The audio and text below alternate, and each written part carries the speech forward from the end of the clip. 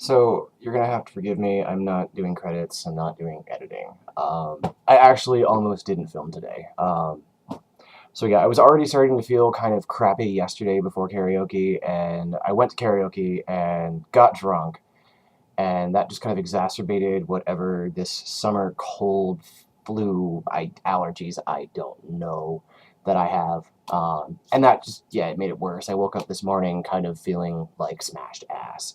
But I even posted on our Facebook group that I wasn't probably going to get a video up today, but my video ethic kicked in and I'm going to make a video, but it's probably not going to be the best. And I'm not going to take the time to edit it because, yeah, I feel like I was shoved up an elephant's taint. I'm like actually burning up. I kind of have a fever. So yeah, so our theme today is, or for this week, is some of our favorite, and that was my text message, some of our favorite altar tools. Now, keep in mind that my altar is basically this little table, the black table that you see the stuffed cat on, and the candles, and my Xbox controller, and my glass. And the the casual items you see sitting on my altar kind of indicate how often it gets used. One of the things you'll find out about me is that I don't require tools as much, and I don't require as much of a central location for my practices because all of my practices are kind of up here and I do it on my own. So I do kind of have an altar, but it's not consecrated, it's not put together, but I do have this little gathering place of all my neat little tips and tricks and stuff.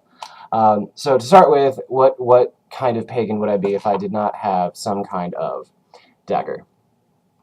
This is actually called the Spider's Kiss. I don't know how well you can tell the art on the handle, but that's actually a spider.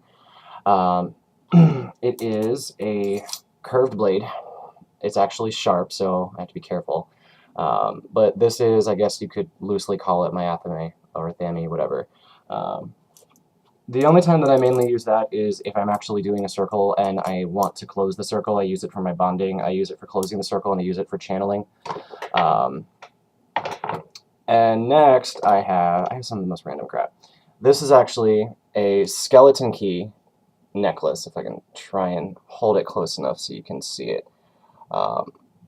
Yeah, it's just a necklace in the shape of a skeleton with a key on it, and that has extreme significance to me. That was given to me by someone that I used to practice with, and it was to represent the opening of knowledge, keeping yourself open to all kinds of knowledge.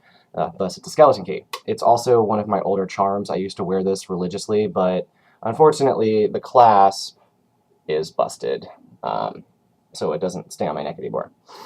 Next, we have one of my most favorite and my older pieces. This is a sculpture that I found at a Goodwill almost 15 years ago. I use it as an incense holder sometimes, but it's very sage-like to me. It's very unique. It's not something that I've seen before. Right now, it's kind of dusty. See, it's got a hollow bottom. I had to put paper inside, but usually I'll put my incense in it. But yeah, this is kind of a representation of wisdom for me, and yeah, it just kind of suited me. Next, I have a chalice. Now, this chalice was given to me by one of my really good friends from middle school and high school, elementary school. Her name is Jamie. And it's just, it's a simple black chalice, but it has a little bit of me in it, and this is why she got it for me. It actually says naughty. So, yeah, my chalice is, it may not be the most sacred looking thing, but it has sentimental value, and to me, that's all that matters. Moving forward, this is my dragon. He's kind of like my sleeping lizard. Now, unfortunately, he used to actually, if you look at how he's shaped, his bottom, he used to sit on top of a glass orb. It was my scrying orb I used. But unfortunately, over the past 7 or 8 years, little Mr. Dragon here the glue came undone, and then I accidentally threw away the ball, not knowing that it had fallen in my trash can, so I lost it. So now he just kind of sits on the altar and just kind of stares. He's one of my representations of fire now. So he went from being the guardian of my scrying orb to a presence of fire. Other than that, I generally don't have too much. I have my Sabbath kitty, which is just, I'm very into cats, and this might not seem like something you would put on the altar, but it is. it's adorable, it has sentimental value to me, and most of the things on my altars have sentimental value, and that's what gives them their power. That's why my altar is a collection of things that mean something to me that, you know, I will... Sometimes when I'm doing my energy meditation, I will literally sit there and I will hold Sabbath, and it's like my focus point. So yeah, and then I have... This is my main candle. This candle is actually sitting on a very nice candlestick that I found at an estate sale years ago. It's pretty heavy. It's total sterling silver, I believe, or something. But this is the candle that I will use for flame scrying, which is something that I do, staring into the flame. It's a little dusty because I haven't in a while.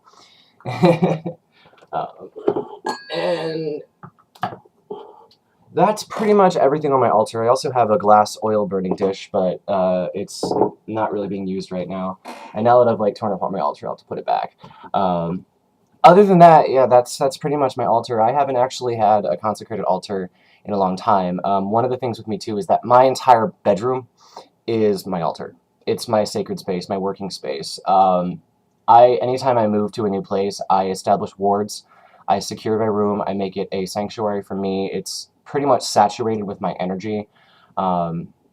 If there was some way to display the runes that I've drawn on the walls, the sigils and the chaos sigils, you'd see them covered with them in the air. That's what I do when I first move. So it kind of makes it like my secure working space. So my room is basically my altar. What I showed you as my altar is kind of just where I put my tools.